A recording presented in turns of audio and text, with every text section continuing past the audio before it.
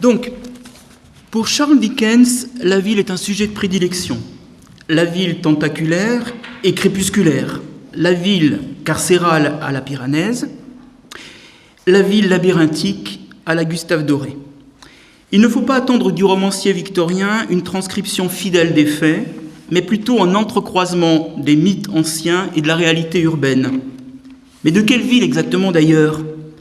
Car si Londres est omniprésente, l'œuvre romanesque couvre une longue période. Des papiers posthumes de Pickwick Club, publiés en feuilleton entre 1836 et 1837, tout empreint de la fiction picaresque que Dickens affectionnait tant, Au mystère d'Edwin Drood, roman inachevé, paru en 1870. Dans les romans des débuts comme dans celui de la fin, les marges ont droit de citer, mais elles évoluent sensiblement. Dans Pickwick, par lequel tout devait commencer, et surtout dans Olivier Twist, que vous connaissez sûrement, dont l'apparition fut presque concomitante, les bas-fonds de l'East End sont des coupes-gorges où la vertu et l'innocence ne sont guère ménagées, tandis que dans la dernière œuvre, donc Drood, les fumeries d'opium et les pratiques ésotériques traduisent la fascination de l'Orient et annoncent déjà le décadentisme fin de siècle. L'Ami commun, le dernier roman achevé de Dickens, paru dans la revue de Chapman et Hall entre 1864 et 1865, est atypique. D'abord parce que son énonciation est contemporaine des événements racontés, alors que le romancier, à l'instar de nombre de ses congénères victoriens, a pour coutume d'adopter le mode rétrospectif, et parce que la narration à la troisième personne se revendique impersonnelle. Il est question constamment des yeux de l'histoire. Le récit livre une vision panoramique d'une métropole traversée d'ouest en est par un fleuve. Presque arrivée au terme de sa vie, ayant essuyé des revers personnels, la ville tend un miroir à l'esprit désillusionné de l'auteur. Ainsi, selon le critique David Craig, la ville contient la conscience elle-même et les actions que dicte la conscience sont toujours modelées par leurs contextes urbains. Dans cette communication, nous nous attacherons à montrer comment le mythe se mêle étroitement à la réalité urbaine dans l'ami commun, donc Our Mutual Friend, afin de mieux comprendre comment deux auteurs ont pu à leur tour concevoir un imaginaire de la ville en réaction à ce roman charnière, tiraillé entre l'esthétique victorienne et les prémices de ce qui allait devenir le modernisme.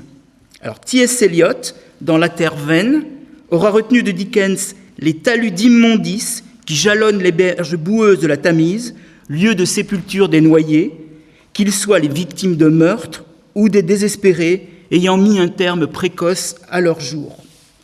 Le tableau mortifère d'une cité qui, chez Dickens, cristallise une société dont les forces déclinent déjà, selon un inéluctable déterminisme anthropique, constituera pour Eliot un corrélat objectif, autrement dit une réserve d'images palpables et concrètes pour traduire la perte du sens du religieux et la faillite de la spiritualité que le poète observe dans les premières décennies du XXe siècle. Bien des années plus tard, et selon une toute autre perspective, l'écrivain anglo-indien Salman Rushdie allait lui aussi se tourner vers l'ami commun, mais pour en tirer un tout autre symbolisme, celui de la résurrection, puisque l'intrigue du roman dickensien raconte le retour à la vie d'un personnage que tous croyaient mort, l'ami éponyme, notre ami commun, soi-disant partagé de tous, l'ami commun. Là où le motif de la résurrection porte des échos néo-testamentaires dans le roman victorien, Rushdie ne gardera que la force auto-régénératrice de l'écriture, qui sans cesse se réinvente dans une créativité verbale qui n'est inféodée à aucune religion. Notre démarche procédera en 3 mouvements. D'abord, la géographie urbaine de l'ami commun permettra de voir comment des espaces bien définis sont recréés sur le mode hallucinatoire et fantasmatique à travers le kaléidoscope de l'imaginaire dickensien. Puis, le leitmotiv de la déliquescence urbaine autour de ce fleuve de fange et de boue qu'est la Tamise, version moderne du Styx et de l'Achéron, permettra d'entrevoir l'origine de quelques images récurrentes de la poésie éliotienne. Enfin, aux antipodes de cette recréation délétère de la ville, Rushdie revitalise le Londres de Dickens selon les codes exubérants du cinéma bollywoodien. Ainsi s'opérera presque subrepticement le passage de l'envers du décor victorien, le fleuve cloaque installant la marge au cœur même de la métropole de l'empire colonial, à la ville comme décor de studio, de cinéma, selon une perspective postcoloniale qui déplace le centre vers la périphérie, notamment grâce à la parodie. Ma première partie portera sur la psychogéographie d'un Londres victorien fragmenté. Même si la valeur de témoignage que Dickens livre de Londres est indéniable, les échos avec les tableaux dressés par le journaliste Henry Mayhew dans London Labour and London Poor ont été maintes fois signalés. C'est la dimension visionnaire pourtant qui retient l'attention du lecteur. La ville est éclatée dans un vertige dément. Pour gloser Adrian Poole, elle est crazed into fragments. Le fleuve se détache de cette juxtaposition brutale de tableaux urbains, composites, et il occupe de manière obsessionnelle l'incipit, si bien rendu par l'illustrateur Marcus Stone, dont vous avez la reproduction ici. La scène dans laquelle Gaffer Hexam, embarqué dans un frêle canot avec sa fille lésée, tire dans son sillage un macabé avant de le hisser à bord pour le dépouiller est saisissante. Le rayon oblique du soleil couchant rend palpable la présence de la mort, en pénétrant au fond du canot et en frappant une tache de pourriture qui avait une ressemblance avec les contours d'une forme humaine enveloppée, la colorant comme avec du sang dilué. Je traduis Dickens ici. Sur les berges, les laissés pour compte occupent des baraquements de fortune. Pareil à des rats, ils subsistent de rapines. Des eaux troubles du fleuve, ils tentent d'extraire des poches des noyés qui flottent ce qu'ils peuvent y trouver. Ces créatures amphibies sont les prédateurs qui hantent le cœur gangréné de la capitale dans un univers foncièrement post-darwinien. Pour citer un critique, le réseau complexe des liens entre les humains prédateurs constitue la substance même du roman de Dickens. L'anatomie de la société humaine révèle un champ de bataille caché. La géographie urbaine de l'ami commun est fragmentée. C'est un assemblage hétéroclite de quartiers distincts les uns des autres qui témoignent d'une société cloisonnée et stratifiée. La réification des personnages, dont Dickens tire des effets comiques, a pour pendant la personnification des objets. La métropole devenant un immense bazar, illustré tour à tour par le Pantechnicon. Alors Pantechnicon, c'est pan tout, et Technikon, ça désigne les objets artisanaux. Donc la métropole est une sorte d'entrepôt où sont déposés tout ce qui est mis au rebut. Et le magasin de Mr. Venus, qui est un personnage du roman, à la fois antiquaire et taxidermiste, entouré d'un fouillis d'objets qui ressemblent vaguement à des morceaux de cuir et à des bouts de bâton sec, mais dans lequel, et ça c'est important, rien ne se laisse résoudre en objets distincts. L'hétérogénéité résultant de la coprésence d'éléments contrastant violemment les uns avec les autres annonce chez Dickens l'amoncellement de cartons contreplaqués, planches pourries et carcasses rouillées de voitures assemblées de façon précaire pour former des habitations dans les mégavilles du tiers-monde et de certains pays émergents. Pour dire les choses autrement, la planète bidonville, en ce début du XXIe siècle, marque le retour à Dickens.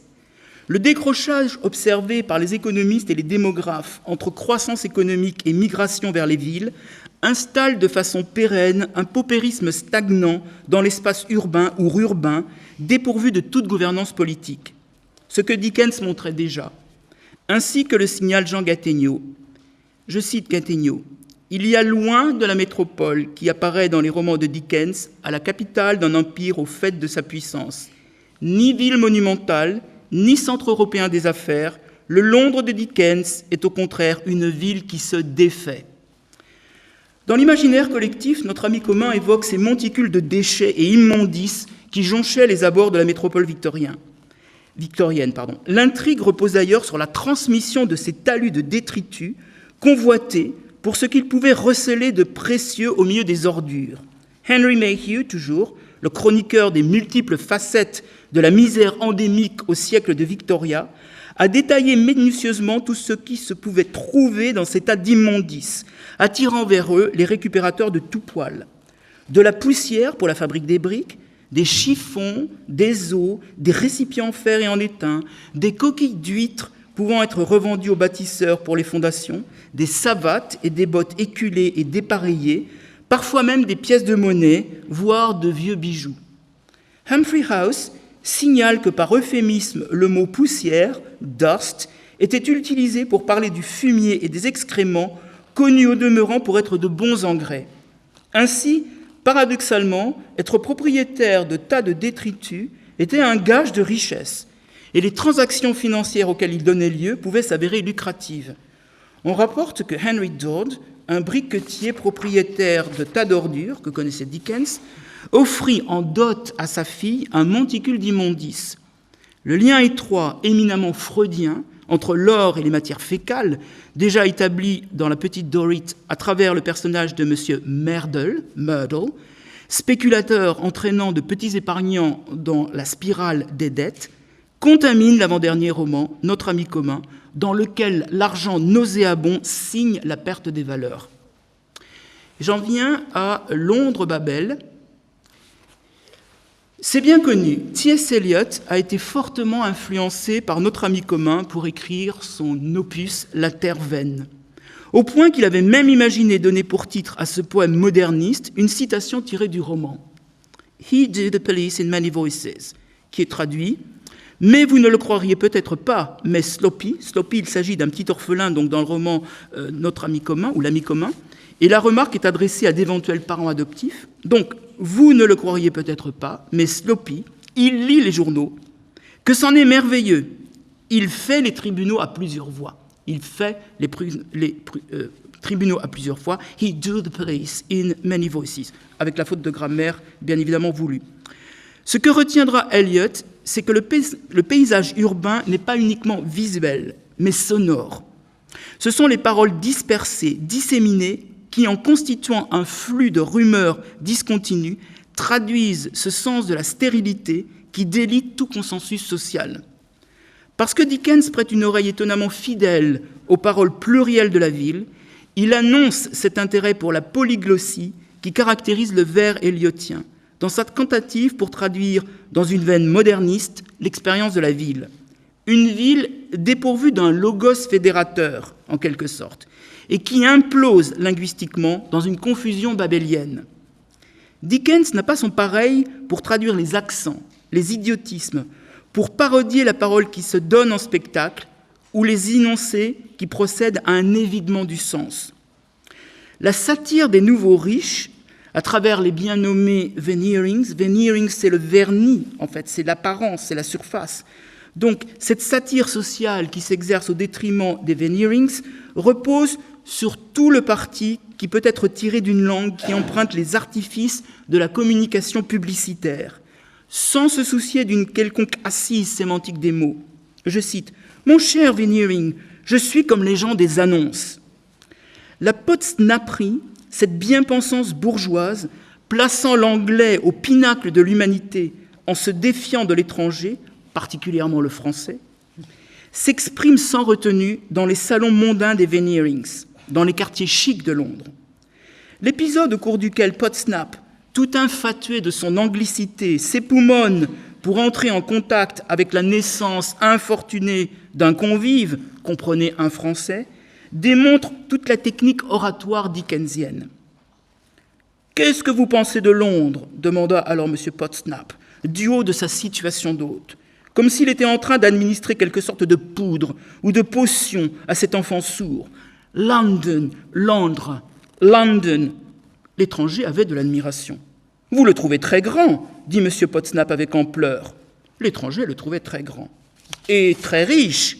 L'étranger le trouvait sans nul doute énormément riche. « Enormously rich, disons-nous », répondit M. Podsnap avec condescendance. « Nos adverbes à nous ne se terminent pas par « mon » et nous prononçons le « ch » comme s'il y avait un « t » devant. Nous disons « rich ». « Rich », déclara l'étranger.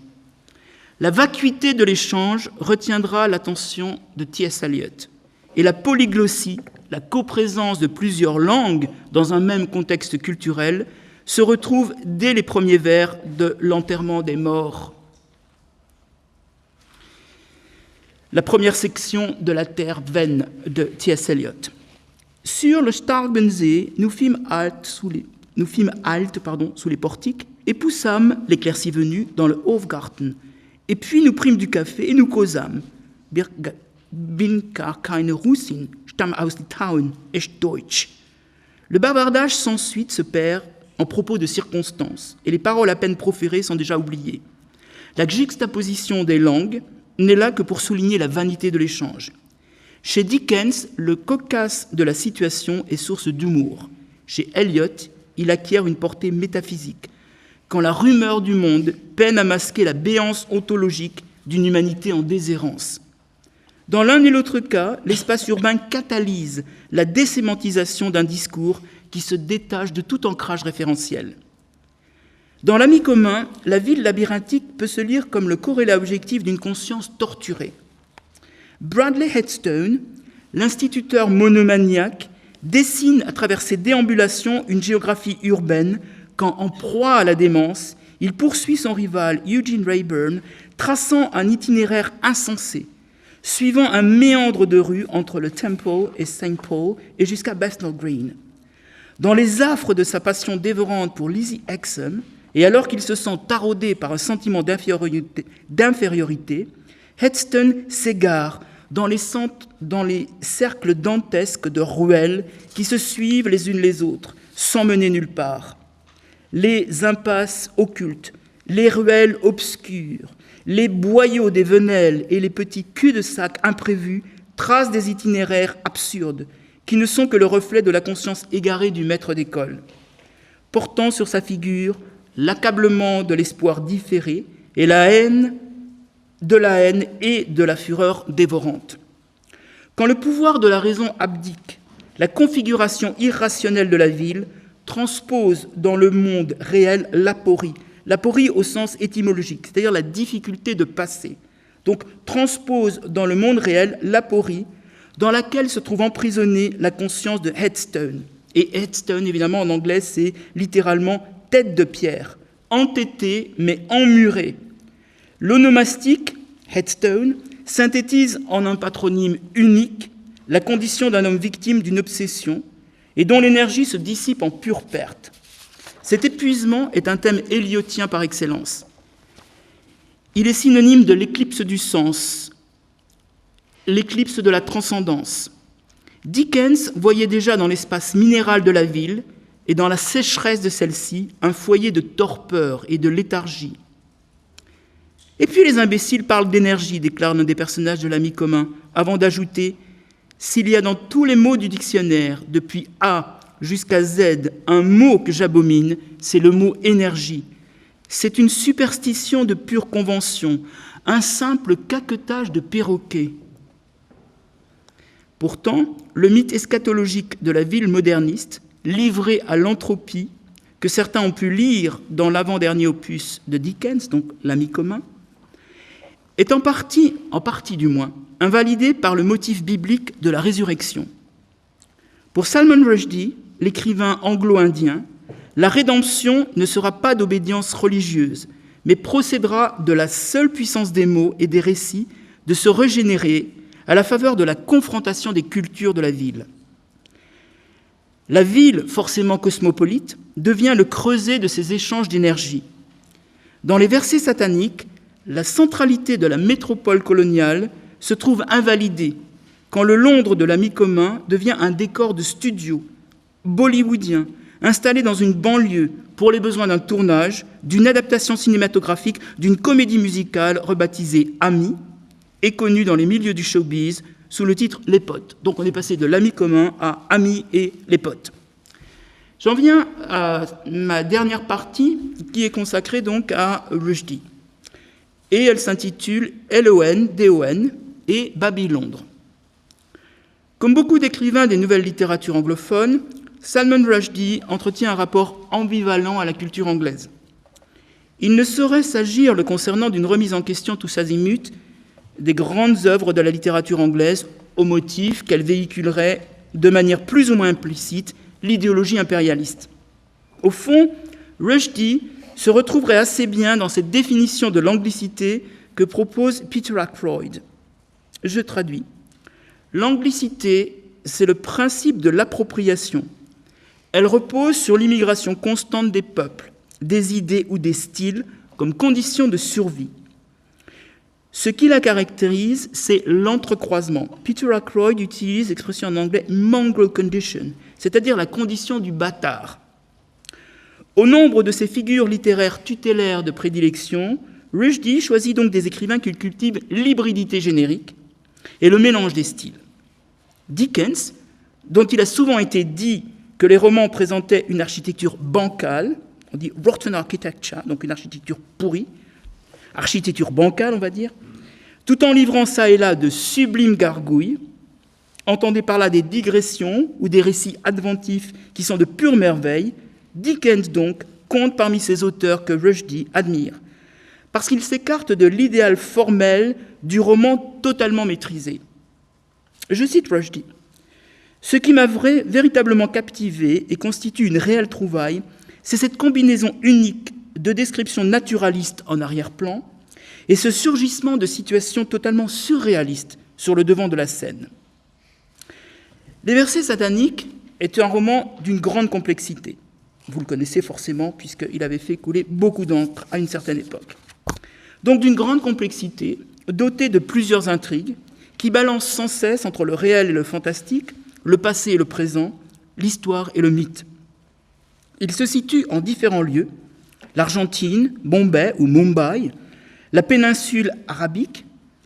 Il évoque des villes mi-réelles, mi-fictives, Jaïlia et Yatrib qui renvoient respectivement à la Mecque et à Médine, et Londres, ou plutôt London, pour reprendre une comptine enfantine qui convoque, en les épelant, l'une après les autres, les lettres formant le nom de la capitale britannique, London. London, précisément, est présenté de deux manières dans les versets sataniques. Comme un décor dans un studio de cinéma à Shepperton, dans les faubourgs de Londres, et comme la vision cauchemardesque d'une métropole livrée au chaos. Je cite les versets sataniques. « Comme il fait chaud, un bain de vapeur, renfermé, intolérable. Ce n'est pas ça, Londres, pas cette ville inconvenante, Airport, Mahogany, Alphaville. Il erre dans une confusion de langues. Babel, la contraction de Babylou assyrien, la porte de Dieu, Babylondre. Il rôde une nuit derrière les cathédrales de la Révolution industrielle, les gares du nord de Londres, King's Cross, anonyme, la chauve-souris menaçante de la tour de St. Pancras, les gazomètres, rouges et noirs, inspirants et expirants, comme d'immenses poumons de fer. Cette perception double, schizophrénique de Londres, la plus réaliste mettant en avant les activités frénétiques d'une conurbation postmoderne et la plus parodique empruntant au carnavalesque bactinien, ces deux visions entretiennent l'une et l'autre des liens privilégiés avec le roman de Dickens. Dans le second chapitre du livre 7 des versets sataniques, intitulé « L'ange Azrael », Rushdie se montre plus particulièrement réactif à l'aspect pantomimique de l'ami commun, et c'est ce que je mettrai en avant.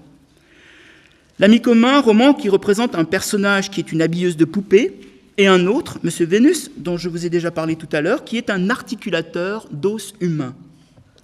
Ainsi, le romancier, Rushdie, traverse en quelque sorte le miroir qui trône dans le salon des Veneerings, ces nouveaux riches, dépourvus de toute profondeur morale ou intellectuelle, pour proposer une recomposition cinématographique du Londres de Dickens par le truchement de la fiction. Il n'y a plus l'alibi d'un fondement autologique qui viendrait prêter une substance référentielle à la ville victorienne. Ce que Rushdie retient de Dickens, c'est la possibilité quasi illimitée du jeu des représentations. Ainsi, dans les versets sataniques, le Londres de l'ami commun est retranscrit à travers un improbable emboîtement d'intrigues.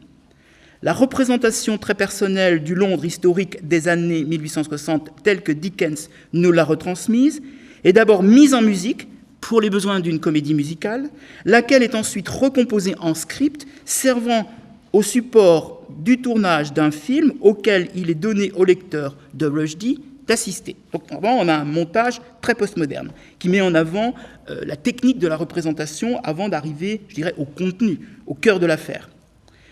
Dans les studios de Shepperton, le Londres dickensien se livre en trompe-l'œil par une saisie de tableaux censés évoquer des lieux emblématiques du roman. La réécriture de Rushdie prête ainsi à la voix du narrateur les inflexions, voire les tics langagiers d'un guide touristique qui promènerait ses clients dans l'hypotexte victorien, dans le roman de Dickens. On a transformé, je cite les versets sataniques, on a transformé, non, condensé, Londres pour les impératifs du film. Voici la famille Stuck et Tock. C'est la manière dont le traducteur a traduit Veneerings, ce qui est assez bien rendu, puisqu'il est dit que leur demeure est couverte de stuc, qui est aussi une couverture en fait superficielle qui donne un certain aspect d'aisance à un bâtiment alors que ce n'est qu'une pellicule de surface. Donc le traducteur a choisi de traduire veneerings par stuc et toc. Donc voici la famille stuc et toc de la rue Contreplaqué. C'est pour spick and span, mais ça c'est très difficile à traduire. Des gens à la bonne odeur de propre, installés de façon choquante à côté du quartier chic de Portman Square, et dans un coin sombre des Petits Pois. Petits Pois, c'est Potsnap, donc cette espèce de personnage très nationaliste et ayant une très haute opinion de l'anglicité par rapport au reste du monde. Pire encore, regardez le tas d'ordures de Boffin's Power, donc c'est ce qu'on a vu tout à l'heure, dans le voisinage d'Holloway, et qui, dans cette métropole en raccourci, oui, puisqu'elle est représentée par quelques éléments saillants dans un décor de studio, menace les appartements de Fascinations emplumés d'Albany au cœur même de la ville. Rushdie applique les codes esthétiques de Bollywood au tournage. La débauche des couleurs, que traduit ici l'utilisation ostentatoire des mots inattendus et des néologismes, l'insistance sur les décors qui finissent par éclipser ce qui est représenté. Mais en même temps, il n'y a pas, comme à Bollywood, d'intrigue romanesque à grand renfort de mélodrame. Ce que fait le romancier indien est d'un autre ordre. En s'appuyant sur l'excès et l'extravagance kitsch qui caractérisent le genre bollywoodien, il rehausse, en l'épissant et en l'enfiévrant, l'espace délétère de la ville chez Dickens. Pour ce faire, il prend appui sur ce que le roman L'ami commun comporte de grotesque et d'incongru chez Dickens. Non seulement cette stratégie de réappropriation d'un texte du canon occidental par un écrivain de la diaspora indienne revitalise la littérature anglaise, mais elle brouille aussi toute hiérarchie implicite entre le centre et la marge, entre l'ancienne colonie et ses satellites. Plus de préséance acquise de l'origine sur la copie, quand la partition grotesque d'un Potsnap, xénophobe et patriotard chez Dickens, est reprise par une actrice bollywoodienne encline au cabotinage et à l'évidence, je traduis, empourprée sous l'effet conjugué de l'alcool et d'une incontrôlable fièvre libidineuse. Rushdie pratique l'énonciation dédoublée ou une énonciation ventriloque, c'est-à-dire que l'actrice de Bollywood prononce les paroles de Potsnap et les mots sont proférés à la cantonade par cette actrice dans un studio de cinéma de la banlieue de Londres. Voilà ce que ça donne. Copieuse est notre langue, bien difficile pour les étrangers. Ce sont les mots mêmes de Potsnap. Qui ne manque pas, cette actrice, de surenchérir à la manière bollywoodienne. Privilégiée est notre nation, bénie et à l'abri des dangers. Tout en exhibant dans un acte de fierté civique, toujours notre actrice bollywoodienne, donc qui a surenchéri sur le texte de Dickens, tout en exhibant dans un acte de fierté civique un sein sur lequel est dessiné le plan de Londres en rouge, avec le fleuve en bleu, ce qui a pour effet de faire fuir son acteur partenaire en poussant un cri dickensien, comme s'il se précipitait hors du magasin des curiosités, et le magasin des curiosités n'est autre, bien évidemment, que le titre d'un autre roman de Dickens. Et j'en arrive à ma conclusion. À l'évidence, le Londres de l'ami commun se révèle polymorphe et caméléonesque. La mort qui hante la métropole chez Dickens, à travers ces tas d'immondices qui bordent une Tamise enténébrée, dont les eaux charrient des cadavres, sera reprise tour à tour par T.S. Eliot et Salman Rushdie. Parce que l'intérêt pour l'intrigue est vite éclipsé par le traitement de la dégénérescence urbaine et de la stérilité, les modernistes verront dans cette œuvre crépusculaire les prémices d'une esthétique nihiliste de la ville. Toutefois, les multiples allusions au thème biblique de la résurrection, à travers le retour de celui que tous croyaient noyé, offrent la possibilité d'une renaissance par la force régénératrice de l'art de raconter. L'emploi de la satire ménippée, par laquelle il raille les nouveaux riches, dans des passages qui confinent au non-sens, rapproche Dickens de Rushdie, qui se livre, Rushdie donc, à toutes sortes de citations et de variations autour de cet ami commun dans ses versets sataniques, dans un chapitre de ces versets sataniques, puisque, comme vous le savez, il procède à toutes sortes d'intertextualités et même à partir des textes sacrés, ce qui lui a valu d'être évidemment victime de la fatwa. Je cite Salman Rushdie, parlant de Dickens et, d'une certaine manière, expliquant son projet dans les versets sataniques. Donc c'est Rushdie qui parle. « Charles Dickens m'a toujours frappé comme étant la quintessence du romancier indien. » J'ai plutôt inattendu. Le Londres de Dickens, cette cité pourrissante, nauséabonde, peuplée d'escrocs fourbes et manipulateurs, cette cité dans laquelle le bien était constamment soumis aux assauts de la duplicité, de la méchanceté et de la cupidité, m'a semblé tendre le miroir aux villes indiennes pullulantes, dont les élites mènent complaisamment un grand train de vie dans les gratte-ciels ultramodernes, tandis que la majorité de leurs compatriotes s'échinent pour survivre dans le tohu-bohu des rues en dessous. La ville, dans l'imaginaire dickensien, se prête par adaptation ou appropriation à un processus d'acculturation transnationale, grâce à une expérience partagée de géopoétique à l'échelle mondiale. Merci.